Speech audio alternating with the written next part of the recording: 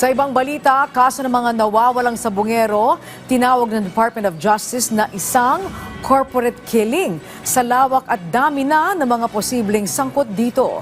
Mga nais tumestigo at gusto makipagtulungan sa investigasyon na daragdagan pa. Ayon sa DOJ, si Luisa Erispe sa sentro ng balita.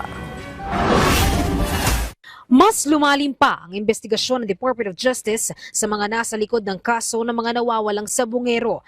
Ayon kay Justice Secretary Jesus Crispin Remulla, nakikita nilang corporate killing ang krimen at hindi lang basta mga negosyante at artista ang sangkot dito. Tulad ng binanggit ng isa sa mga suspect na si alias Totoy na nagdawit kay Atong Ang at Gretchen Barreto. Ani ni Remulla, marami pang mga prominenteng individual na nasa likod nito at lahat sila may kinalaman sa pagpapaikot ng pera sa isabong. Grabe to, corporate na corporate to. Corporate ang setup. Corporate na corporate.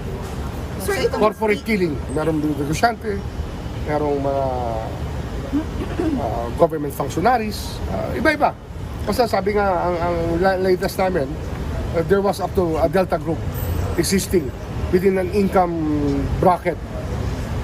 Ano to mabigat kung naging isabong kasi ang dami talagang gusto sumakay dahil may pera. Dagdag pa ni Remulla, maliban pa nga sa iniimbestigahan nilang Alpha Group, mayroon ding Bravo at Charlie Group at umabot pa hanggang Delta Group ang mga sangkot sa kaso at sa isabong.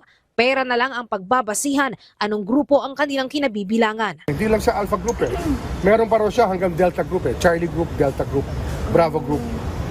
Tiered lang siya according to the income stream that they all receive out of this isabong industry. Sa ngayon, may ilang mga lumalapit umano sa DOJ na handang tumestigo laban sa mga grupong ito at makipagtulungan sa investigasyon.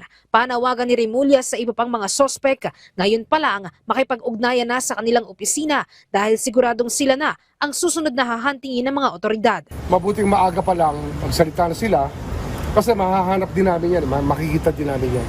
In the long run, the case is going to haunt all of them. This is a long drawn out case and the earlier they come in, the better.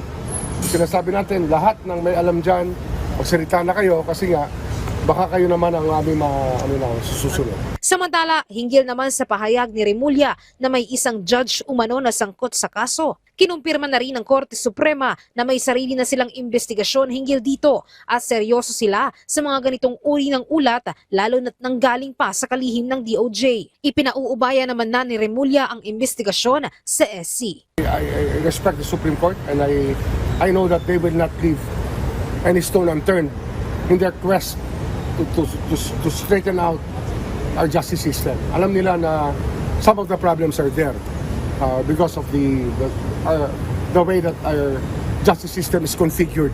Si PCSO Chairperson at retired Judge Felix P. Reyes naglabas naman ng pahayag dahil siya umano ang inaakusahan ni alias Totoy na judge na sangkot sa kaso. Mariin niyang itinanggi ang mga alegasyon at hinamon pa niya ang sospek na tukuyin anong kaso ni Atong Ang inareglo o inayos umano niya. Kung wala itong maiharap na espesipikong kaso, manong manahimik na lang anya ito. Handa naman si Reyes na makipagtulungan sa investigasyon. Luisa Erispe para sa Pambansang TV sa Bagong Pilipinas.